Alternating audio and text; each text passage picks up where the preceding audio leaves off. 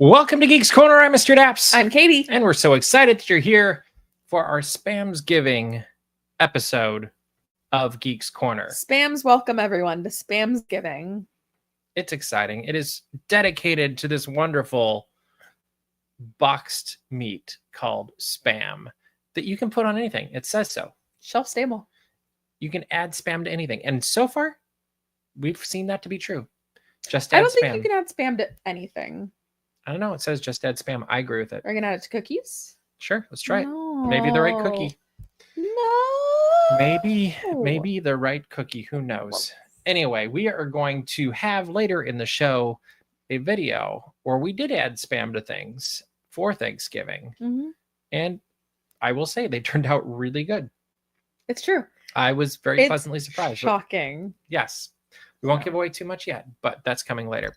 What's coming right now is Haunted Mansion, the extended queue / expanded grounds. Why'd you make that sound like Lord of the Rings extended edition? Haunted Mansion. Well, a friend of mine is watching the Two Towers extended edition right now, actually. I don't think I ever have. That's what, a 4.5 hour movie? Closer to 3.5, 4. Yeah. It's long. It's long. Anyway.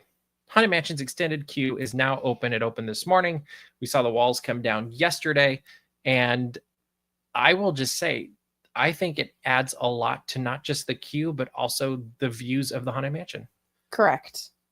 This, to me, in my opinion, I think before it felt like an attraction queue and not we stumbled upon a creepy old mansion. This to me is like, oh, we stumbled upon a creepy old mansion and we're walking through the grounds. Not like it was the switchbacks that really killed it for me before. The ones outside. The outside switchbacks, yeah. I mean, and the ones in the yard too, like in the back. Oh, I was saying the ones outside. No. Oh, they did the extended ones too. Like there was switchbacks. I'm not talking about those ones. I'm talking about the ones near the old tombstones. Okay. Yeah. Past the animal cemetery. They didn't really have a lot of theming. Well, it was just like we need to fit people. And so this I think is a great way to do both. And it feels really true to the theming. And I'm really excited to see it when, spoiler, Leota's opens this winter, because I think that it's all going to come together very nicely as one like property. Which we now have a name for that. It's Madame Leota's Somewhere Beyond Shop. Really and Madame Leota's Somewhere Beyond, and it is a shop, I guess, because shop is not a part of the name. But it also looks cool. They showed concept art of that, and we got to see inside what it's going to be like in the vibe, and it feels very ethereal and mystical and fitting for what you would expect for something like that. And I like the story they told, how it used to be a carriage house and then she moved into it and then it became the shop and she's got upstairs, and like it makes sense. Like it works to me. I think it's fun. I love spooky things. I love ghosty things. And so this to me is all really coming together to tell a very interesting story. And it's going to be crazy to me to think that this upcoming generation of Disney Parks fans is going to be like, oh my gosh, it used to look like that. Because this to me feels much more natural. And I think we're finally competing with Magic Kingdom's Haunted Mansion queue. I think it's better. Ours is or theirs is? This one is now. Oh, I agree. But I was saying like, we're finally in the same league. Yeah. Because before I did not feel that we were in the same league in the slightest. Well, and to me, this is more the direction of Phantom Manor, which is my favorite version of the Haunted Mansion. So I think it's been a really solid upgrade, I guess is a good way to put it. And I'm glad they did it. And I can't wait to walk through it myself. I did have a friend walk through it tonight, and it took, I think he said 45 minutes. And he said you kept moving the whole time. Okay. Because they do have an elevator at the end for mobility devices to go up. And apparently that helps keep things moving a little bit better. And which makes sense, because if you think in general, if you can keep the Omnimovers moving all the time, correct, without having to do the stop and starts for taking people on and off, like that should help a lot.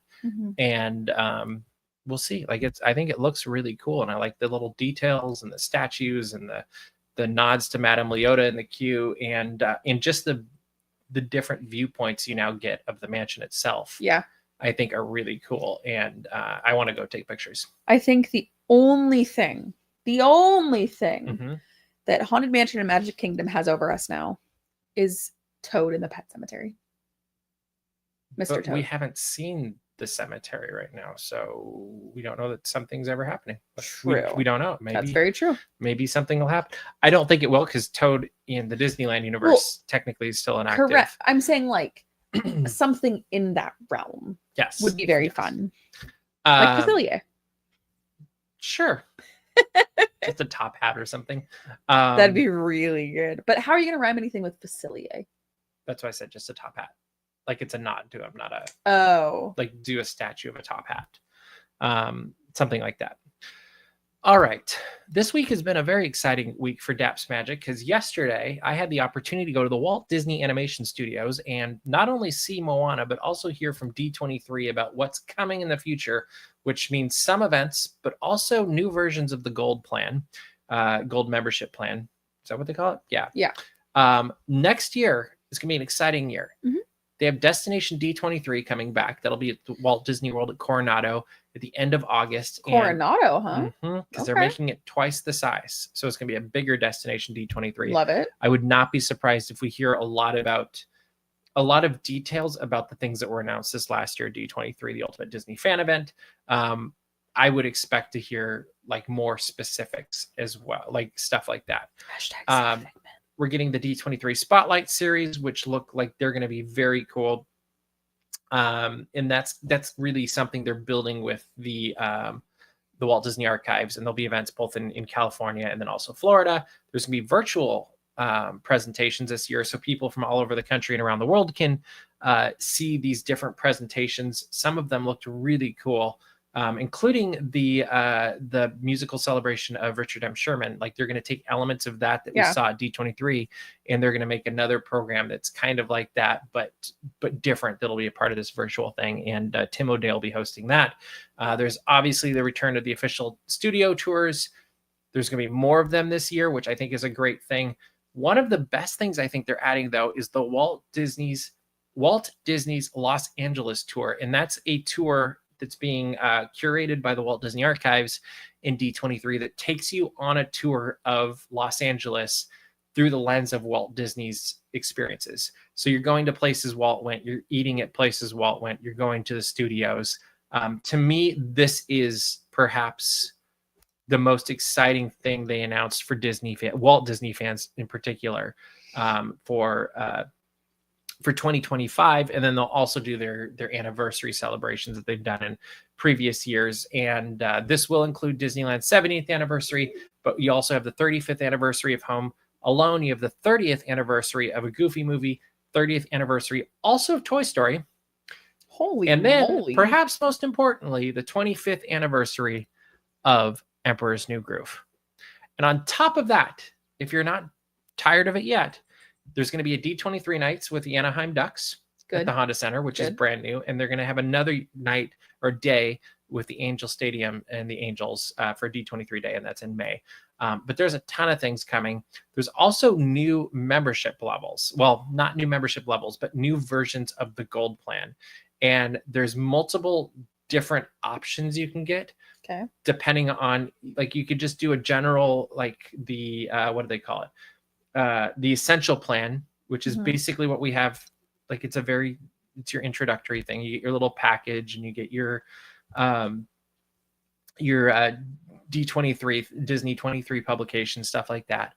But then they have these other versions, and you get to pick what you want. It's called the D23 Gold Membership Kit.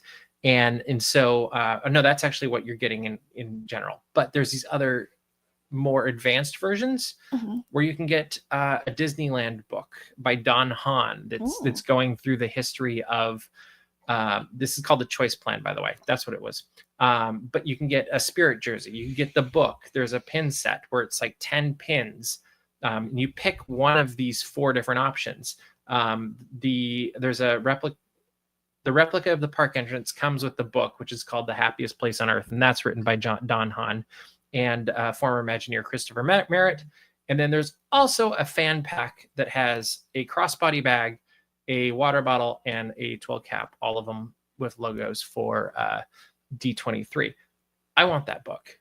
Of course you Just do. like this book, it's a coffee table book, and some of Don Hahn's books are big. This is big. Like it's probably yay big, and it's I think they said 300 and something pages, maybe 365 pages. Like it's a big book. It's a page for every day, basically. But like they were showing us pages of this, and there was a lot of stuff that a lot of people that are very embedded in the Walt Disney Company had never seen, because they went out and they did research, not just in the Walt Disney archives, but maybe they went to Arizona, University of Arizona, maybe they went to Michigan, maybe they went to MIT. Like they went to all these places that had connections one way or another to Disney and discovered way more stuff that we've just never seen. And this book really focuses on from 1949 to 1966. So basically the Walt era of Disneyland from its inception till when he died. And the pictures they showed, there's a map of like one of the early renderings of Disneyland when it was still Mickey Mouse Park, and it was supposed to be literally where we were sitting watching this, where the animation studio is, where they were thinking about, oh, we'll just do it right across the street from the Walt Disney Studios. And there was a version of that, and they had the picture of Walt looking at this version of that. And most people have never seen this map or this version before. So very cool. I actually think probably the Spirit jersey might be the most popular one. probably. But I mean the hat one too, like the fan pack probably be popular too. Like all four of them are really good. And if you do want all four of them, there is an option for that. It's called the Gold Complete Plan, and that's $300. Yeah, right. But for one of the single choice plans, it's $99, which that's a little bit more reasonable, because I'm guessing this book is at least $65. Oh yeah. And like you think of, I mean, that's probably the price point for any of these as I'm thinking about this too, because Spirit jerseys are usually what, $65, $70. Can I ask a question that might be stupid? Go ahead. Is that $99 in addition to your gold member renewal? No, that's your renewal price. Oh, that's the price of gold already. Well, the gold like basic pack or essential plan is $49.99. Oh, gold duo. Duo is bigger. Gold yeah. duo. Yes. I was like, I've yeah, already but been paying. It's a really, like, I was very impressed with these, and yeah, it was. There's also going to be a version of that book that comes from Disneyland with a different cover, because this is a D23 exclusive version of the book. And I was talking with Michael Vargo. I'm like, how many people do you think are going to get both, just so you can have the complete set? Oh yeah. I'm like, part of me is like, well, obviously you have to get both, but then I'm like, no, that's ridiculous. I don't need both, but I do want one copy of it, and I would love to review it because I just think it looks like a beautiful book. It's got so many pictures. Like, we got a 10-15 minute presentation from Don Hahn and Becky Klein looking at different pages of this book, and just in that amount of time, I was like, probably 90% of it was stuff I've never seen before. Everything you just said is so incredible, and I love that. Mhm. I also just want to touch on the fact that you said, and then I was talking to Michael Vargo, and then we got this presentation from Don Hahn and Becky Klein. Like, It was a good that day. was just the most insane. It was a very good day. That's awesome. And we also got a tour. Like, so this was before we saw Moana 2, and I'll talk about that in a minute. So we hear about all of these things coming from D23, and they're really awesome. Then we watch Moana 2, which I'll come back to in a minute. But then, before they give us a reception and a swag bag, which I probably should have brought on the show, but I forgot, they gave us a tour of the animation studios. And I have been covering Disney for 20 years. I have never been able to get into the animation studios. Like, I've done events, lots and lots and lots of events at the Walt Disney Studios, but I've never gotten to go across the street and into the giant hat. So this is me actually after I'd been in the hat, but this is in front of the Walt Disney Animation Studios. It was super cool. One of the producers of Frozen 3 actually took this picture for me, because she's like, oh, you have to do it this way, and you have to do it at 0.5, because then you can get the full all the letters and the full, like, you can get everything in the picture that way. Queen. Like she had it figured out. She's like, and you have to stand right in front of that in that green box, and I'm gonna be down here. Like it was amazing. Queen. Beginning of our tour, they showed us the Oscars and other awards that the Walt Disney Animation Studios have won. If you look at the bottom left second row, I believe that was the honorary Oscar for Mickey Mouse, if my memory serves. One of the hallways, there's this incredible tangled mural, and Claire Keane, who is Glenn Keane, Disney legend, Glenn Keane, his daughter Claire actually did this. And when she first did this, the wall went all the way through. There was no door here, as you see there. And when they did an upgrade, or they refurbished the studios a couple of years ago, I think it was 2016, she said, they put this door in, and actually on the other side of this door is where they watch their dailies for whatever movie they're working on every day. But they had to bring Claire back in to paint around the door and make sure that the mural still worked. Then you're just walking around, and there's some stairs. You know, you might have seen some characters going up and down these stairs for Once Upon a Studio, but in this case, almost reminds me of Pixar with the static figures. There's quite a few similarities. Right there is the kind of a lounge area. If you were to turn around directly from here, you would have seen, I think I have a picture of it. Yep, there it is. That's the Patch, which is where you get your coffee. Do you know the reference to the Patch, Katie?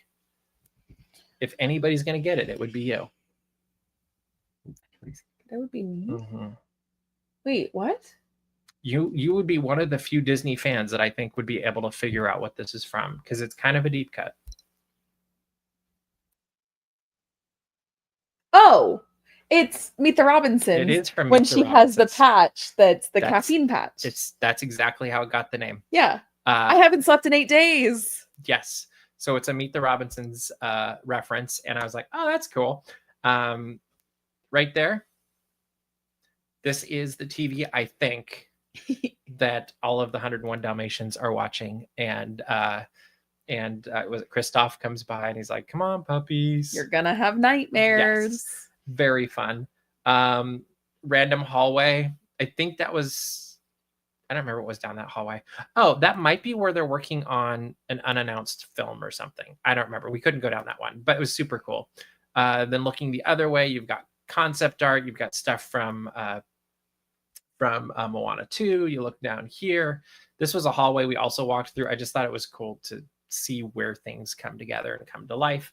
And then perhaps the coolest picture of all is this picture. I'm out in front of the Sorcerer Mickey hat. This picture, I'm looking down inside of it. Oh, that's fun. And I thought that was kind of a fun thing to see, because how many people get to look what's inside the hat? And actually, if you look closely, you can see some green tiles at the top of the tiles, I guess, above the stairs. And I believe the middle one right by the rail is where I was standing for my picture in front of the Walt Disney Animation Studios hat. So very cool. Incredible experience that I'm very thankful to have had. Thank you, D23, for having me. I really appreciate it. And now should we talk about Moana 2? Do it. Okay, so I watched Moana 2. Do you have any questions? Is it good? Yes. Okay, did you like it? I did. I was actually very pleasantly surprised with the whole thing. I've got the full review up on the site, but I will say this. It's a solid movie. It moves along at a decent pace. It starts, I'm going to say, at a kind of like second gear, and then it picks up. Like, it's not slow at any point, but it definitely has a slower pace at the beginning than as it moves on. It has a ton of heart. It has some really good relationships in it. There's some really good family connections and nods, and there's some real good like costs. Like there's good, like they really have to sacrifice. Like there's good sacrifice. I'm going to say it's not better than the first. There's elements of it that are, but I think the music in the first is better. Sure. In many ways, I almost liked the story of the second one better. And it's not an ensemble cast, but there's a lot more supporting characters. that really, I thought, added a lot to it, especially Moana's family and sister. And even the relationship between Maui and Moana was really, like, it was nice to see that continue to grow and develop. And the music fits with the original. I just didn't think they were quite as iconic as the first film's music. Yeah. I also think, you guys can tell me this when you've seen it, and you can too, I think it opened the door to the new MCU, and that would be the Moana cinematic universe. Here's my question. And it's not a bad thing. I was actually like, it finished, and I turned to my friend that was with me, and I was like, so they just made the new MCU, huh? I was like, and I'm okay with this, because it didn't feel contrived. It didn't feel like a money grab. It didn't feel cheap. It felt like, oh, we just created this story, and the door is open now for, if you want to walk through it, great, because there's some options they could do. And if you don't, totally fine. It ended in a good place. What's your question? Does it feel serialized? Because it was originally intended to be a series. So mostly no. Okay. But there's one or two characters where you can tell that were probably, like, they would make, I'm betting they had much bigger roles, I'm going to say. Okay. If it had been a series. Okay. And I actually think that's probably also why this is better as a movie than a series, because I think if we'd have had to go through a couple episodes at the beginning, then it would have felt slow at the beginning. In fact, I bet it probably would not have done super well, because it definitely builds. And but no, I thought they did a pretty good job. And you didn't have that moment of like, oh, well, that was the end of that episode. Like, yeah. I mean, there's places that, as I'm thinking about it now, I'm like, okay, I'm guessing it probably would have been there. Like, I can think of a couple of places that were natural pivot points, but they weren't like a hard, like sometimes you watch stuff on Disney Plus or Hulu or whatever that originally did have advertisements in them. Yes. And you're like, oh, there was the moment where the ad cut was. It didn't have that. I didn't think it was that. Okay. Like, I thought they did a nice job with it. All right. Speaking of nice jobs. Oh, and 2 thumbs up, hat tip. Not going to take the hat off because it was not a Beauty and the Beast. It was not an Aladdin. It was not Frozen. Like, it was not a once in a generation movie. And with Beauty and the Beast, Aladdin, and Lion King, I think we got 3 in one generation, which is shocking. But Don On worked on some of those too. Anyway, hat tip to that. 2 thumbs up. Really enjoyed it. Go out and see it. I think it was very conducive to the big screen also. Like, I just thought it was really beautiful on the big screen. And the screening room in the Walt Disney Animation Studios, awesome surround sound. Like, it started, and everybody there wanted to watch the movie, so it was quiet. Good. So the movie going experience was great. All right.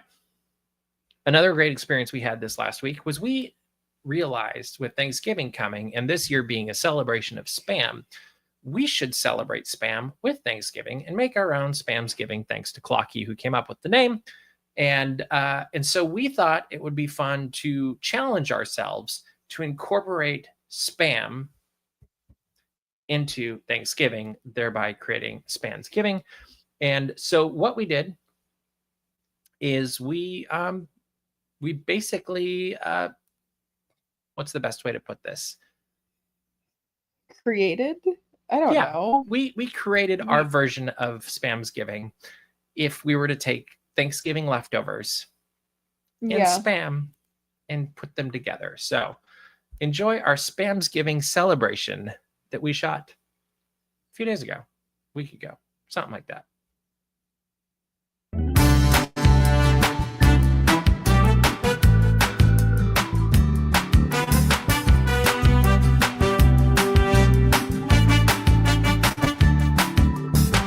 Welcome to Geek Eats. We haven't done one of these in a while. I'm Mr. Daps. I'm Caitie. Yes, you are. And this Geek Eats competition is all about Spam. That is right. We're taking Spam to Thanksgiving and making SPAMsgiving. Each of us are going to make a dish using Spam and traditional Thanksgiving ingredients, I guess you could say. What are you going to make, Caitie? Judges, tonight I have before you We're judging. Okay. Judges, tonight I have before you the SPAMsgiving sliders. So I'll be making Spam sliders with Hawaiian sweet rolls and sweet potato and Spam. And green bean casserole. Yeah, I was gonna say, we're both using green bean casserole. I am making a SPAMsgiving pastry. Puff pastry? I didn't actually come up with the name of it. Kind of a turnover, but not exactly. SPAMsgiving turnover? Yeah, we're gonna see. I shouldn't be helping you. Sorry. I'm kind of making this up as I go along, but I'm using puff pastry. I've got gravy. I've got cranberry sauce, mashed potatoes, and of course, green bean casserole and Spam. So we are going to cook our dishes. We'll show you part of the process. Then we're going to try our dishes, and we'll let you know which one we like the best. We'll see. Hopefully it's not a tie. That would be awkward. That would be very awkward. Let's get cooking.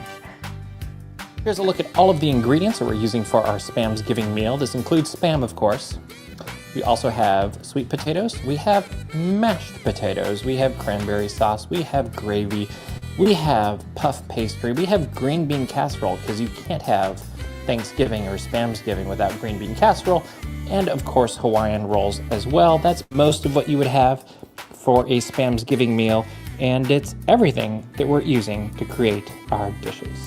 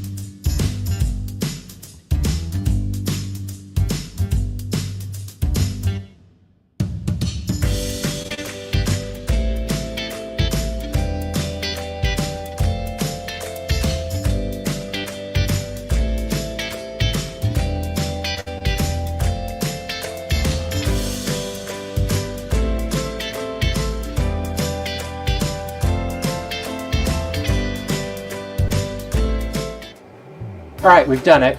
We have our SPAMsgiving turnover, right? Mm-hmm. And my SPAMsgiving slider. All made with Spam. If you couldn't tell by the name. It says you can add it to anything. It says just add Spam. So maybe this will be something we try more. But SPAMsgiving. It's time. We have the turnover. We have the slider. Do you want to explain what's on your slider? Hawaiian sweet roll, Spam, sweet potato, and green bean casserole. Should we do that one first? Shall we? Let's take a bite. See how it is. So you want us to fold it in half? Is that what I'm thinking? Yes. Okay. Make it a little slider. There's our little sliders. Ah. Looks good.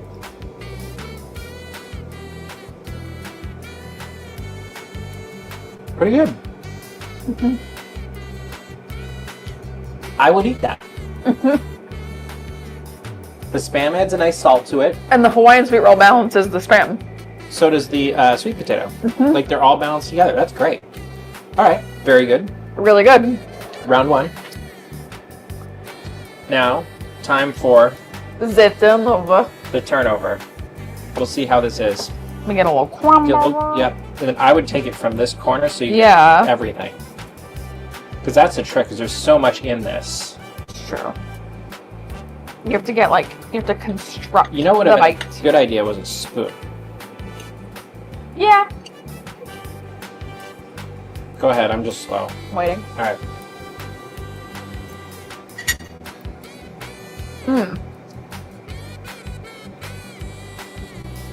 That's pretty good too.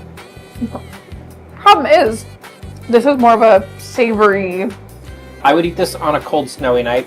I would eat the other one like a Lunch. Southern California Thanksgiving that's hot. All right, so here's what's going to happen is we're going to discuss this, and then we're going to reveal on the show which one was the best. So, happy SPAMsgiving. Happy SPAMsgiving. Happy SPAMsgiving.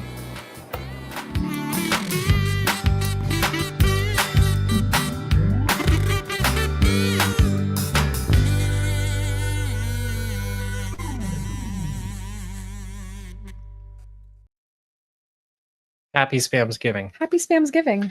All right, we've had a few days of this. Yeah. Which one is the one that you would want for your SPAMsgiving dinner? Unfortunately, there was a clear winner, and that was yours. Really? Yeah. I wasn't sure if it was a clear winner or not. Oh, it was very clear. Okay. Okay. Yours was like a very complete, well-rounded meal, and it was delicious. Mine was also delicious. It was. They were both good. It was just more like a snacky. Okay. I think that's fair. But that was dinner that night, and it was delicious. So we'll try it another night or another year, and Another year. SPAMsgiving year 2, completely new things. We'll see what happens. Can't use the same concept. The same concept or the same ingredients. Like have to come up with different. What else are you gonna put? I don't know. We'll come up with it. We're gonna have Thanksgiving foods fast. There you go. That is a problem. Anyway, we hope you enjoyed that SPAMsgiving adventure, I guess you could say. Be sure to go check out other other recipes and food news on Geek Eats, which is dapsmagic.com/Geek Eats, and tell us how the recipes turn out. And if you really want us, we'll put these together into recipes, but I wasn't planning on it. We could do that All if you wanted, I guess. We got a new teaser trailer for Lilo and Stitch. It's about 30 seconds long. He plays with Sandcastle and then it's done. What did you think of this teaser? I hate how adorable he is. He's so darn adorable. It does look very cute. And the interview that's not in the teaser, but with the girl that's playing Lilo is adorable as well. So I think this is just going to be packed with cuteness. Lilo's press junket from Moana 2 at Aulani. Very cute. I want that girl to be the face of the Lilo and Stitch press junket. Mm-hmm. She probably will be. She's the best. She's so cute. She was super good. And she says something like, "You have to be a good imaginator." Mm-hmm. I'm using that. Best you line. Have to be a good imaginator. Amazing. It's good life advice. Sure. All right. Looking forward to that movie. I'm sure it'll be great when it comes out next May. Finally, it is Geeks Corner Plus. So if you don't want to talk about this, you can disappear, but we're going to. We got word this week that Muppet Vision 3D is not going to be much longer for this world. It will be preserved in one way or another. We don't know what that means yet, but the area will become a Monsters, Inc. land with an attraction where you're getting to experience what it would be like to be on the hanging doors in the factory. Mm-hmm. We also learned that the Muppets are going to be replacing Aerosmith for Rock and Roller Coaster. And that's intriguing. Like there's a lot of good things that come out of that. What do you think of these changes and these updates? I've never been so conflicted. I was expecting Muppet Vision to go away. Mm-hmm. I was not expecting the Muppets to get anything else. And so for the Muppets to be in such an e-ticket attraction like that is super exciting. I think if you took away the Muppet Vision 3D like Gut Punch, I think that everyone would be so beyond stoked about this. I also think it was time for Aerosmith to go. Just saying. And I think the Electric Mayhem is going to be super fun. I hope they do a similar set of like it plays different songs type thing. Muppet Vision 3D, I will regurgitate the take that I have put on social media. I am devastated. I think this is one of the greatest theme park attractions. It's personally my favorite. And also, this was a movie that was filmed in 1990. It was never going to last forever. Ever. I mean, like, you look at Waldo. He's outdated. And some of the, like, it obviously could have been cleaned up, I think, with... I would like to have seen it remastered HD. And maybe reanimated. Because honestly, most of it is not time sensitive. But you can't reanimate Waldo. Why not? He was a digital puppet. Yeah, you could reanimate that. I'm sure that they recorded all of the movements and everything, and you could literally. I mean, if that exists, yeah, you could. I think there's technology that could do that. I don't know if forever. Yes. Yeah, I think it's very sad to see it go. But on the flip side, that whole area is just a shadow of what it used to be. Like the Muppet store is no longer there, which to me was almost the best part of that courtyard. And I mean, the Gone with the Wind painting it's just not what it used to be. And so it's almost better to preserve it in our memories. And however they're going to preserve it and have it be something incredibly high quality versus what it is now. And I will say their show has been kept up very well in Florida. Like the effects still work. Like it's pretty well done. But it's sad to see it go. It's gonna be exciting to see what they do with the monsters. It looks like the theater is still going to be a theater, and Rizzo's might still be a restaurant of some sort. Like it looks like they're using some of the elements from that land or that courtyard in the new land. You got the dough, and we got the cheese. Yep. And but Rock and Roller Coasters with the Muppets, I think, has so much potential, and it keeps them in the parks and relevant, hopefully, and hopefully leads to more new and exciting things. And who knows, like there is a theater over there that maybe something else can come into and expand after they're done playing with villains. Like you just never know. So as with all things Disney, they have to keep changing and growing, otherwise they'll die. So it's one of those sad facts of life, and you can't keep everything. And there's very few things in the parks that are the same as today as when they were created, developed and even thought of.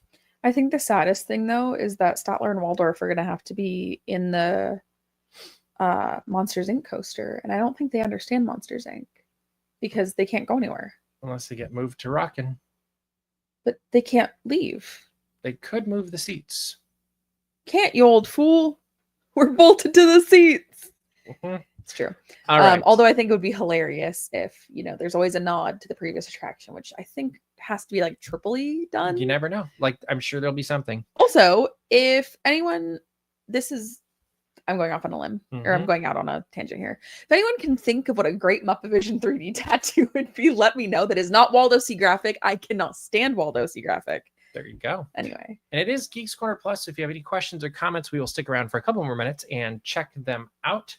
And then we'll call it a week. But because currently the only Muppet Vision tattoo I can think of is really bizarre and out there. And I think it's one of the only puns.